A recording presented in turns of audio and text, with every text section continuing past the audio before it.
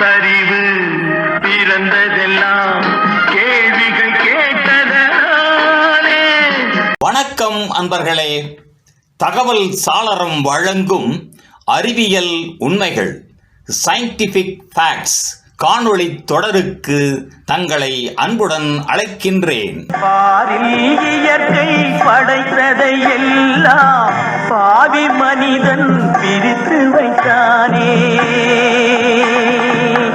அழிவின் விளிம்பில் உள்ள உயிரினங்கள், அவற்றை பாதுகாக்கும் போராட்டம். இந்த பூமியில் நாம் மட்டும் அல்ல, பல்வேறு விலங்குகள், பறவைகள், மீன்கள் மற்றும் பல்லுயிர்கள் நம்மோடு வாழ்ந்து வருகின்றன. ஆனால் அவைகளில் சில இனங்கள் அழிவின் விளிம்பில் அழிந்துவிடும் அபாயத்தில் இருந்து வருகின்றன. இவை அழியும் நிலையில் உள்ள உயிரினங்கள் என சொல்லப்படுகின்றன. மனிதனின் இயற்கை விரோத செயல்பாடுகள், பருவநிலை மாற்றம், காடுகள் நாசம் ஆகியவை இந்த அபாயத்திற்கு முக்கிய காரணங்களாக இருக்கின்றன. அழியும் நிலை என்றால் என்ன? ஒரு உயிரினம் மிக குறைவான எண்ணிக்கையில் மட்டுமே உயிர் வாழும் போது அந்த இனத்திற்கு அழிவின் பயணம் தொடங்குகின்றது. இது உலகின் மிகப்பெரிய கவலையாக மாறியுள்ளது. உதாரணமாக, இந்தியாவில் பெங்கால் புலிகள் எண்ணிக்கை மிகவும் குறைந்துவிட்டது. கழுதை புலி, மலைநரி, இலங்கையின் சிறிய நீர் யானை போன்றவை பெரும் அழிவு பட்டியலில் உள்ளன. உலக அளவில் பாண்டா கரடி, சமுத்திர கழுதைகள், ப்ளூ வேல், கண்டூர் போன்றவையும் மிக அபாய நிலையில் உள்ளன. அழிவுக்கான முக்கிய காரணங்கள்: வன நாசம். மரங்களை வெட்டி வனங்களை அழிப்பதால் பல உயிரினங்கள் தங்கள் வாழ்விடங்களை இழக்கின்றன. வேட்டையாடல். தந்தங்கள், தோல்கள், பற்கள், கொழுப்பு முதலியவைகளுக்காக மனிதன் சில விலங்குகளை வேட்டையாடி அழிக்கின்றான். பாதிக்கப்பட்ட பருவநிலை. வெப்பநிலை மாற்றம் மற்றும் கடல் நீர் மட்டம் உயர்வால் பல உயிரினங்கள் வாழ முடியாமல் போகின்றன.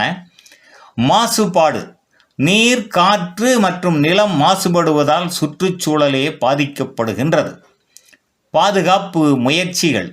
அழிவை தடுக்க பல முயற்சிகள் மேற்கொள்ளப்பட்டு வருகின்றன. பூமியில் பாதுகாக்கப்பட்ட பகுதிகள், தேசிய பூங்காக்கள், வனவிலங்கு சரணாலயங்கள் உருவாக்கப்படுகின்றன. உயிரியல் பூங்காக்கள் மற்றும் இனப்பெருக்க மையங்கள் சிறப்பான பராமரிப்பில் இனப்பெருக்கம் செய்யப்படுகின்றது. சட்டங்கள் மற்றும் வேட்டையாட தடை. வேட்டையாடலை கட்டுப்படுத்தும் கடுமையான சட்டங்கள் அமுல்படுத்தப்பட்டு வருகின்றன. சுற்றுச்சூழல் கல்வி. பள்ளிகள் மற்றும் சமூகங்கள் மூலம் குழந்தைகளுக்கு சுற்றுச்சூழல் பற்றிய விழிப்புணர்வு ஏற்படுத்தப்பட்டு வருகின்றது.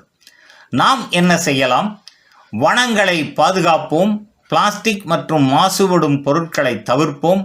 விலங்குகளை வளர்க்கும் இடங்களில் செல்லும்போது எச்சரிக்கையுடன் இருப்போம். சுற்றுச்சூழலுக்காக போராடும் அமைப்புகளை ஆதரிப்போம். நிறைவாக, ஒரு உயிரினம் அழிகிற ஒவ்வொரு முறையும் இயற்கையின் ஒரு முக்கிய வளையம் துண்டிக்கப்படுகின்றது. மனிதனாகிய நம்மிடம் ஒவ்வொரு உயிரையும் பாதுகாப்பதற்கான பொறுப்பு இருக்கின்றது.